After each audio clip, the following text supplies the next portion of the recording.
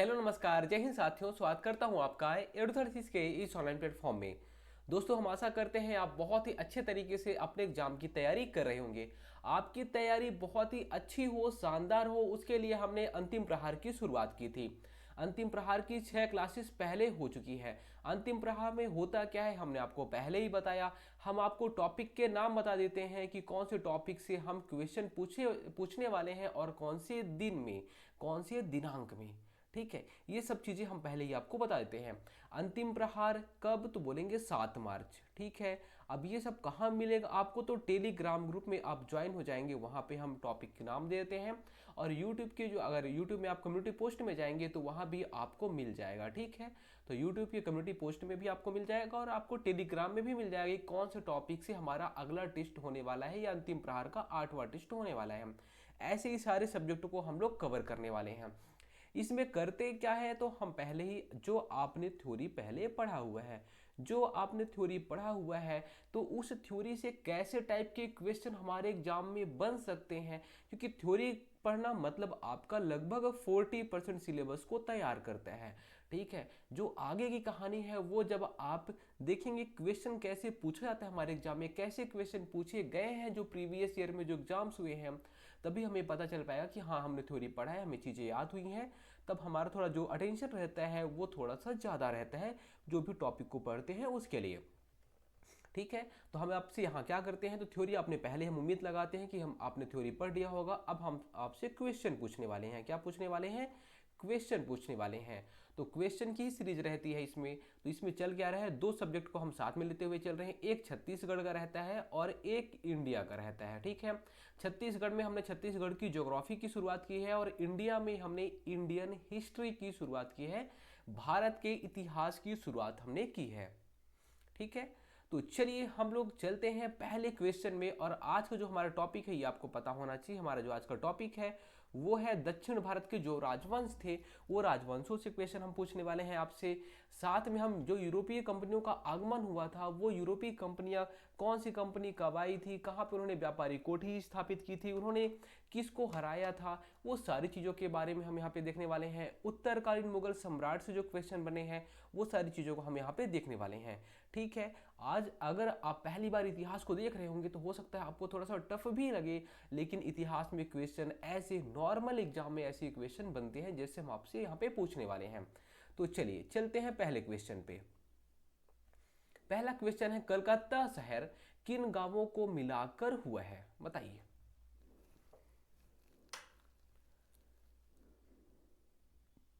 जो कलकत्ता शहर का निर्माण हुआ है वो कौन से गांवों को मिलाकर हुआ है, ये बताइए आप। देखिए, आज जो प्रश्नों की संख्या है वो है टोटल 35 क्वेश्चन। कितने? 35 क्वेश्चन आज हमारे यहाँ पे हैं। कलकत्ता शहर किन गांवों को मिलाकर हुआ है, तो 3 गांवों को मिलाकर। कितने गांवों को? 3 गांवों को मिलाकर बना हुआ है कलकत्ता शहर। ठीक है, नाम कौन कौन से हैं बताइए, बताइए बताइए। अगर आप दो भी बता दिए मतलब आप अच्छे से तैयार करके आए थे, आप इसमें 1 नंबर अपने ऐड कर लेना। आप केवल दो ही बता दीजिए, हम यहाँ पे 3 गांवों को मिलाकर कलकत्ता शहर को बनाए थे, आप दो बता दीजिए। चलिए, उम्मीद करता हूँ आपने यहाँ पे नाम लिख लिया होगा। क्या क्या नाम था? सुता नती। क्या नाम था? सुता नती। ये गांव के नाम है। ठीक है, फिर क्या है? कलिकाता। ठीक है, कलिकाता। और जो तीसरा है वो है गोविंदपुर। क्या नाम है? गोविंदपुर। ये 3 गांव थे जिनसे मिलकर कलकत्ता नगर को बसाया गया था, शहर को बसाया गया था। उसके बाद बताइए, वॉन्डी वॉस युद्ध किन देशों के बीच में हुआ था? कौन सा? वॉन्डी वॉस युद्ध किन देशों के बीच में हुआ था? देखिए, यूरोपीय कंपनी आई थी, कैसे आई थी, सबसे पहले कौन आया था, उसके बाद दूसरा कौन आया था, तीसरा कौन आया था, ये हमने आपको खाकी बैच में पढ़ाया हुआ है। अब आपको बताना है कि जो वॉन्डी वॉस युद्ध हुआ था वो किन देशों के बीच में हुआ था। इसका जो सही जवाब हो जाएगा वो हो जाएगा अंग्रेज। अंग्रेज वर्सेस फ्रांसीसियों के बीच में। किसके? अंग्रेज और फ्रांसीसियों के बीच में हुआ था वॉन्डी वॉस युद्ध। अभी जो वॉन्डी वॉस युद्ध है वो हुआ कब था, ये बताइए आप। हमारा थर्ड क्वेश्चन, कब हुआ था अंग्रेज और फ्रांसीसियों के बीच में जो वॉन्डी वॉस युद्ध हुआ था, वो कब हुआ था? कब हुआ था? 1760 में। कब? 1760 में। चौथा क्वेश्चन, पानीपत का तृतीय युद्ध कब हुआ था? पानीपत का तृतीय युद्ध कब हुआ था? पानीपत है कहाँ पे? तो हरियाणा में है। कहाँ पे? हरियाणा में है।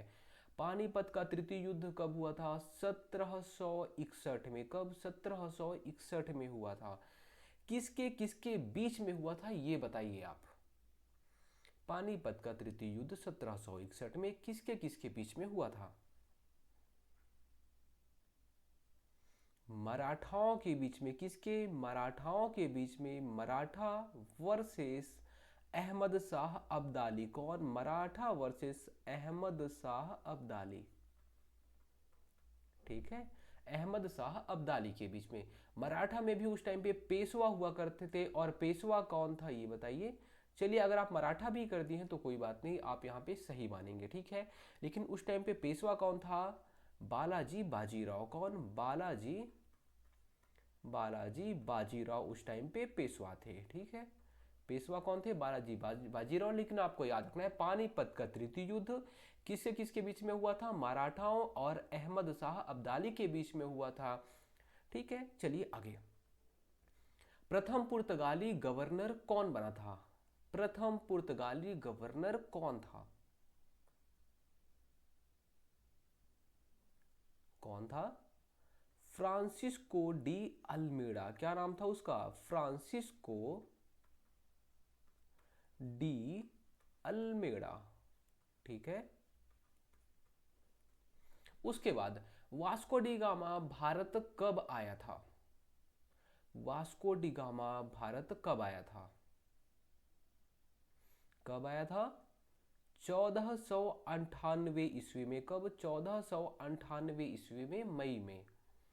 उसके बाद शिवाजी का जन्म कब हुआ था? कौन से सन में शिवाजी का जन्म हुआ था बताइए। अभी आपने अगर छावा मूवी देखी होगी, कौन सी मूवी? छावा मूवी। अगर आपने छावा मूवी देखी होगी तो इसमें से आप 2 क्वेश्चन तो मिनिमम बना पाएंगे, है ना, बिना पढ़े। शिवाजी का जन्म कब हुआ था? तो 1627 में हुआ था। कब? 1627 में हुआ था, ठीक है। और जो मराठाओं की राजधानी थी, वो मराठाओं की राजधानी कहाँ पे थी? छावा मूवी वाले बताइए बताइए, कहाँ पे? रायगढ़। कहाँ पे? रायगढ़। रायगढ़ कौन सा? हमारा रायगढ़? गलत बात, ये महाराष्ट्र का रायगढ़ है वहां पे, ठीक है। उसके बाद जो शिवाजी थे या फिर जो मराठा हुआ करते थे, वो कौन सी युद्ध प्रणाली को यूज करते थे? कैसे? क्या बंदूक यूज करते थे? उनकी युद्ध प्रणाली का नाम बता दीजिए। कौन सा? तो गुरिल्ला। अगर आपने मूवी देखा होगा तो आपने देखा गुरिल्ला या फिर छापा मार, ठीक है। गुरिल्ला या फिर छापा मार। परेशान कर देते हैं ये औरंगजेब लोग को, ठीक है। तो गुरिल्ला या छापामार युद्ध प्रणाली। सेनापति को क्या कहते थे? जो मराठा साम्राज्य हुआ करता था, तो मराठा साम्राज्य में जो सेनापति हुआ करते थे, वो सेनापति को हम लोग क्या कहते थे? अभी के टाइम में हम सेनापति बोलते हैं, उस टाइम पे हम क्या कहते थे? सेनापति को क्या बोलते थे? सरे नौबत, ठीक है। सर ए नौबत। उसके बाद सिंह विष्णु के दरबारी कवि का नाम बताइए। सिंह विष्णु के दरबारी कवि का नाम। सिंह विष्णु ये कौन से वंश का था? तो ये पल्लव वंश का था। कौन से वंश का? पल्लव वंश का ये शासक था सिंह विष्णु। और इसके दरबारी कवि का नाम क्या था? क्या नाम था? भारवी। क्या नाम था? भारवी। और भारवी ने कौन सी बुक लिखी थी ये बताइए। कौन सी? किरातार्जुनियन, ठीक है, किरातार्जुनियन।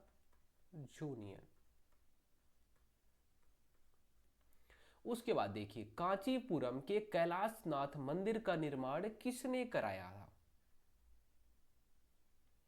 हमारा जो 13वां क्वेश्चन है वो क्या बोलते हैं? कांचीपुरम। बार बार ये एग्जाम में क्वेश्चन बन चुका है। कांचीपुरम के कैलाशनाथ मंदिर का निर्माण किसने कराया? किसने कराया था? नरसिंह वर्मन द्वितीय ने। किसने? नरसिंह वर्मन द्वितीय ने। नरसिंह वर्मन द्वितीय ने कांची के कैलाशनाथ मंदिर का निर्माण कराया था।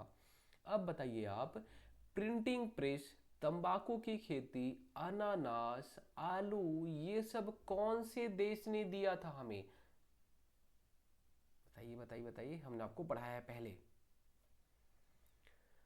इसका जो सही जवाब हो जाएगा वो हो जाएगा पुर्तगाली। पुर्तगालियों की देन है क्या? प्रिंटिंग प्रेस, तंबाकू, ये सारी चीजें। उसके बाद, चालुक्य वंश का संस्थापक कौन? चालुक्य वंश का संस्थापक का नाम बताइए। क्या नाम था? पुलकेशिन प्रथम। क्या नाम था? पुलकेशिन प्रथम। एलोरा के कैलाश मंदिर का निर्माण किसने कराया? एलोरा के कैलाश मंदिर का निर्माण किसने कराया? इसका सही जवाब हो जाएगा कृष्ण प्रथम ने। किसने? कृष्ण प्रथम ने एलोरा के कैलाश मंदिर का निर्माण कराया था। उसके बाद बताइए, नौसेना हेतु कौन सा वंश प्रसिद्ध था?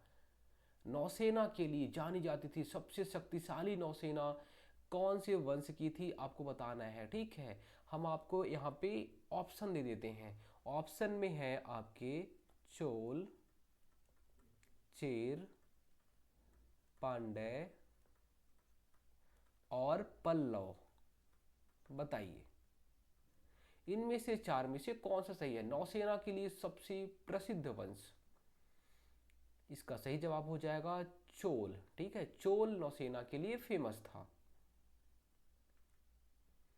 उसके बाद देखिए हमारा 18वां क्वेश्चन, बृहदेश्वर मंदिर का निर्माण करता या निर्माण किसने कराया था? कौन से मंदिर का? बृहदेश्वर मंदिर का निर्माण किसने कराया था? इसका सही जवाब हो जाएगा, क्या हो जाएगा? राजराज प्रथम ने। किसने? राजराज प्रथम ने बृहदेश्वर मंदिर का निर्माण कराया था। दक्षिण भारत में मंदिर कौन सी शैली में निर्मित थी? जो दक्षिण भारत की मंदिर बने हुए हैं वो कौन सी शैली में बने हुए हैं, ये आपको बताना है। मैक्सिमम जो मंदिर हैं दक्षिण भारत के वो कौन सी शैली में बने हुए हैं।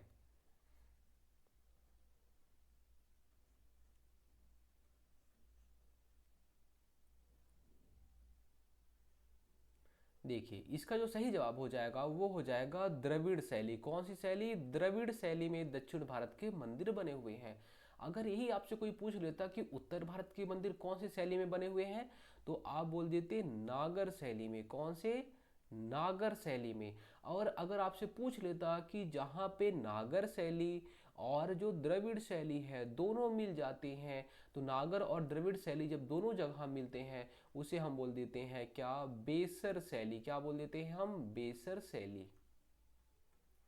ठीक है, तो दक्षिण भारत के मंदिर द्रविड़, उत्तर भारत के मंदिर कौन सी शैली में? नागर शैली में। नागर और द्रविड़ मिल गए तो क्या बन गए? वेसर शैली। चलिए आगे, प्लासी का युद्ध कब हुआ था? बताइए, आप ईयर बता दीजिए, दिन मत बताइए, कोई बात नहीं। प्लासी का युद्ध कौन से सन में हुआ था? अगर एग्जाम में टफ करने रहेगा तो वो डेट भी पूछ लेगा, वैसे आपको ईयर याद रहना चाहिए। कब? तो 1757 में। कब? 1757 में। और शुरू कब हुआ था? 23 जून। कब? 23 जून 1757 में ये शुरू हुआ था। प्लासी, प्लासी कहाँ पे है? तो ये बिहार में है। उसके बाद देखिए, किनके बीच में हुआ था प्लासी युद्ध, आप बताइए किनके बीच में हुआ था? चलिए हम आपको बता देते हैं। यहाँ पे आपको शासक का नाम बताना है। ठीक है, ये हुआ था अंग्रेज के बीच में और बंगाल के नवाब के बीच में। ठीक है, बंगाल का जो नवाब हुआ करता था, बंगाल के नवाब और अंग्रेजों के बीच में हुआ था। अब अंग्रेज बताइए कौन था जो नेतृत्व किया था, और बंगाल का नवाब कौन था जो नेतृत्व किया था? यही आपके एग्जाम में क्वेश्चन बना है और बहुत बार बना है। प्लासी युद्ध में अंग्रेजों का नेतृत्वकर्ता कौन था? प्लासी युद्ध में बंगाल का नवाब कौन था? बार बार क्वेश्चन ही बना हुआ है। अंग्रेजों का नेतृत्वकर्ता कौन था? Robert Clive. कौन? Robert Clive. और अब बताइए बंगाल का नवाब कौन था? कौन? सिराजुद्दौला।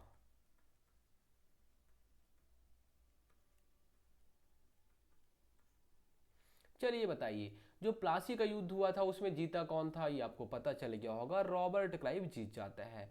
सिराजुद्दौला हार जाता है, उसका रीजन क्या रहता है, अपनी ही तो हमें क्या करते हैं, हराते हैं।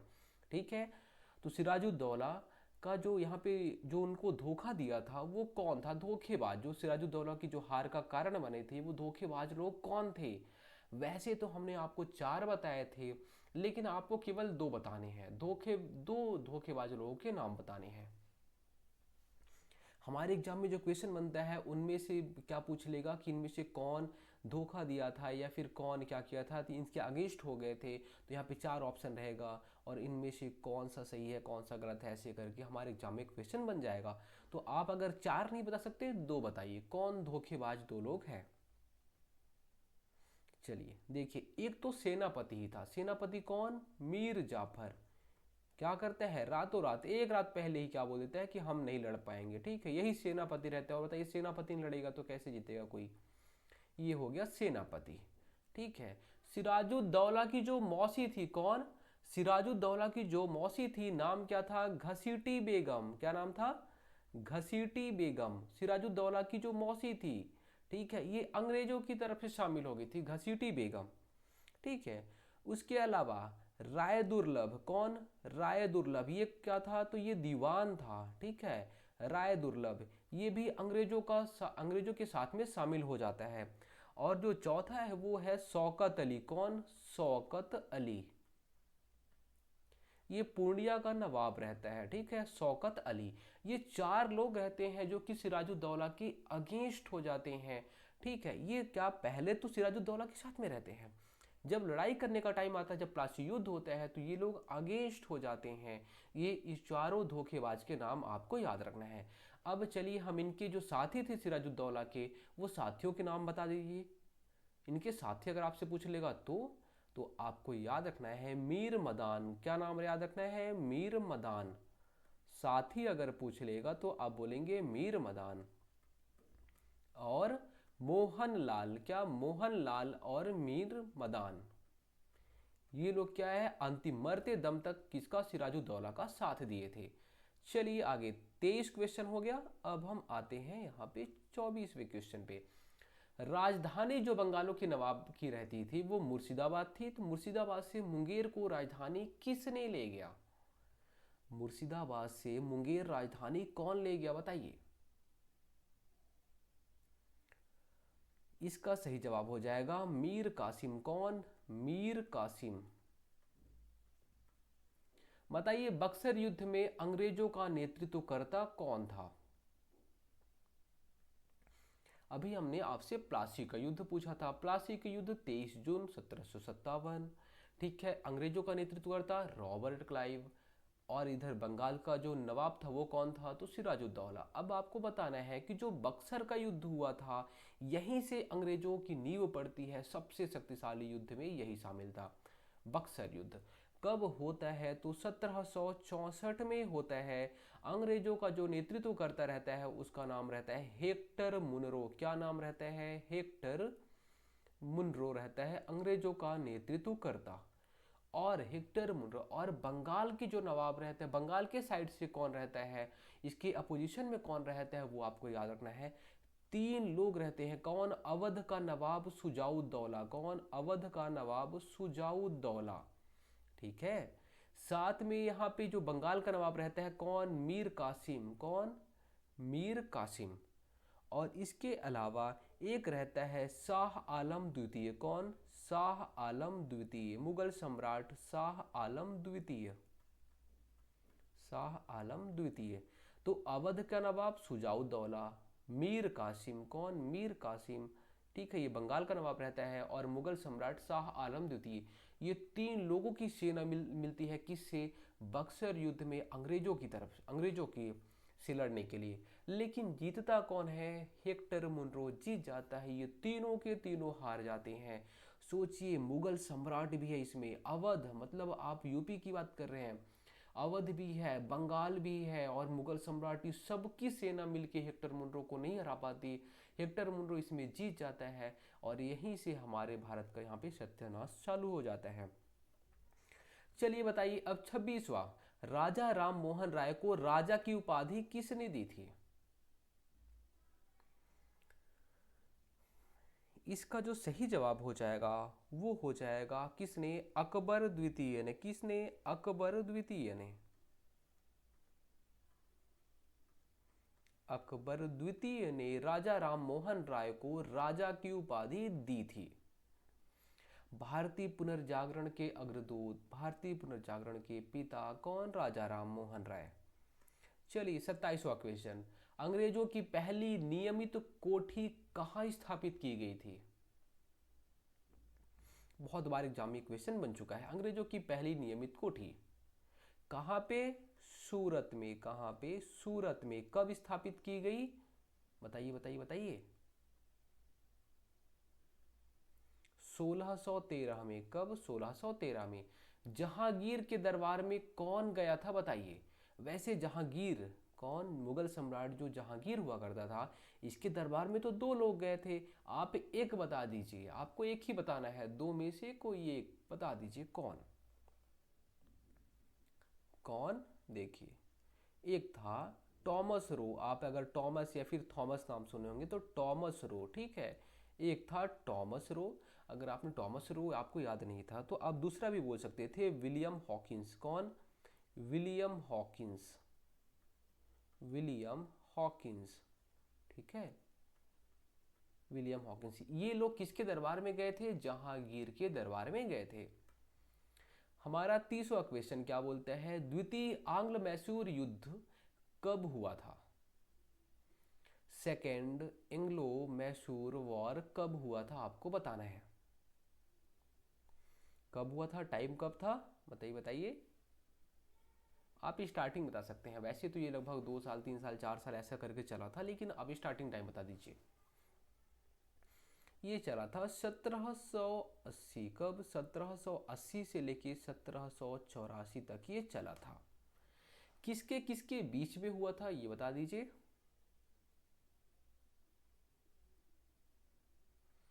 ये स्टार्टिंग में हुआ था किसे किसके बीच में? अंग्रेजों की तरफ से आयर कोट था। कौन? सर आयर कोट इसे बोला जाता था, ठीक है। आयर कोट, ठीक है, आयर कोट। और जो यहाँ पे मैसूर वाला था, मैसूर में था कौन? हैदर अली। कौन? हैदर अली। हैदर अली। हैदर अली की 1782 मृत्यु हो जाती है। फिर कौन आ जाता है? ठीक है, टीपू सुल्तान। अब बताइए आपको कि ये जो यहाँ पे जो सेकेंड एंग्लो मैसूर युद्ध हुआ था उसमें संधि कौन सी थी? संधि का नाम बताइए। जो द्वितीय आंग्ल मैसूर युद्ध हुआ था उसमें कौन सी संधि हुई थी? कौन सा समझौता हुआ था जिससे इस आंग्ल मैसूर युद्ध को रोकना पड़ा था? कौन सी संधि हुई थी? मोस्ट इंपॉर्टेंट, संधि से क्वेश्चन बनता है। कौन सी? मंगलौर की संधि। कौन सी? मंगलौर की संधि हुई थी। कब हुई थी? 1784 में। जब लास्ट होगा युद्ध का तभी तो होगा संधि। श्रीरंगपट्टनम की संधि कब हुई थी बताइए?